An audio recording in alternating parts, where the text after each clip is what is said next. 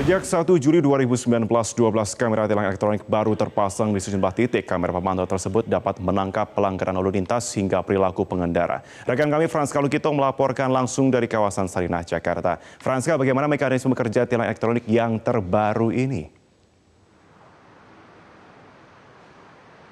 Ya, Marvin, seperti diketahui sudah ada 12 kamera pemantau tilang elektronik yang dipasang di sepanjang Jalan Sudirman Tamrin hingga kawasan Harmoni, Jakarta Pusat dalam mendukung program penerapan tilang elektronik yang diberlakukan sejak November lalu di wilayah ibu kota DKI Jakarta.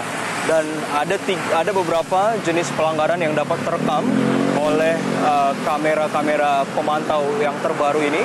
Di antaranya adalah pelanggaran marka jalan, kemudian pelanggaran lampu merah ataupun traffic light, dan juga ganjil genap, tidak menggunakan sabuk pengaman, menggunakan handphone saat berkendara, dan juga dapat meng-capture langsung kecepatan aktual dari kendaraan jika melebihi batas kendaraan yang telah ditetapkan, yakni 40 km per jam. Nah, jika kendaraan Anda ataupun kendaraan pelanggar itu terekam, nantinya akan masuk ke dalam database pihak kepolisian.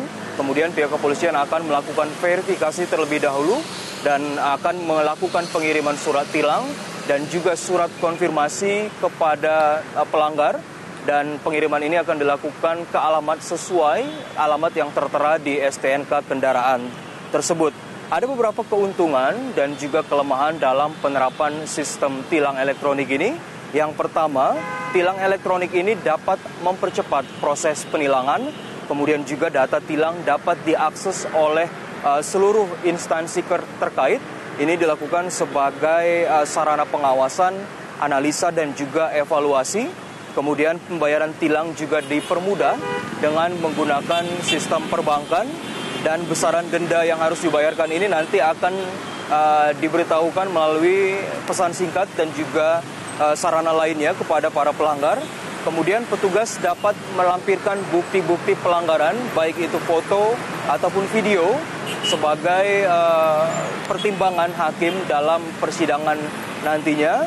Dan juga data pelanggar terintegrasi dengan SIM, yang artinya setiap pelanggar akan tercatat saat membuat SIM baru, dan bisa saja ini menjadi salah satu hal yang membuat kita gagal dalam membuat SIM baru. Sementara itu kelemahan dari sistem ini yakni tidak bisa mendeteksi plat nomor polisi palsu, kemudian tilang elektronik juga tidak bisa mendeteksi kendaraan berplat nomor non-DKI. Kemudian saat ada kasus tilang, bila mobil yang dibeli pelanggar melupakan mobil bekas dan belum balik nama surat tanda nomor kendaraannya, maka surat tagihan akan tidak jelas keterangan siapa yang melanggar dan kemana tagihan itu akan ditagihkan. Marvin. Ya, Franska, lantas berapa besaran denda jika terbukti melanggar dan apa dampaknya jika tidak membayar denda?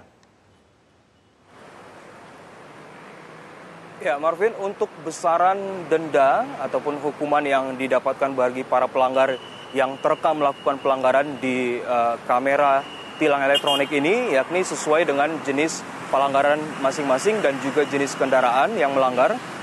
Untuk denda maksimal itu sebesar Rp750.000 dan ancaman kurungan selama 3 bulan, yakni ini berlaku bagi pelanggar yang menggunakan handphone saat berkendara.